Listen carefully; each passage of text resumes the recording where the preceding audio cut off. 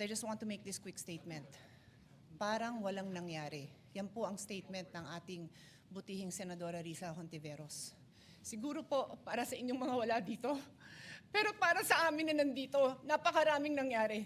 Takot na takot po ako na kailangan ko na magpaalam sa mga anak ko. At yung staff ko, 2 pintuan ang pagitan ko sa putukan. Yung staff ko na si Claire, na 20 years na sa akin, nandun siya sa labas. She has a 12-year-old son. Kinuwento niya sa akin late na tumatakbo siya, hindi niya alam kung saan siya pupunta. Kaya para sabihin niyo na walang nangyari. Napakasakit para sa aming lahat na nandito. And as I said, 2 pintuan na nagpo-protect sa akin sa putukan.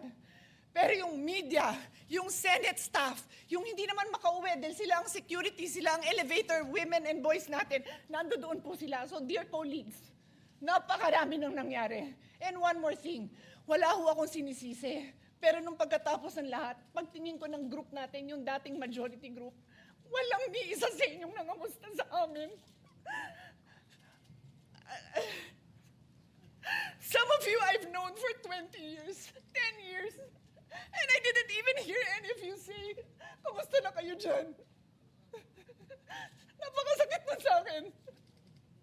Sobrang sakit. So yun lang ang masasabi ko. Yes, I am very ready to share my story, to ask questions. Pero kung wala ho kayo dito, huwag niyong questionin yung mga nangyari sa mga nandito. Dahil nandito kami, kasama ng staff namin, Senate staff.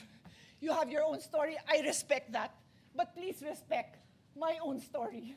Thank you, Mr. President.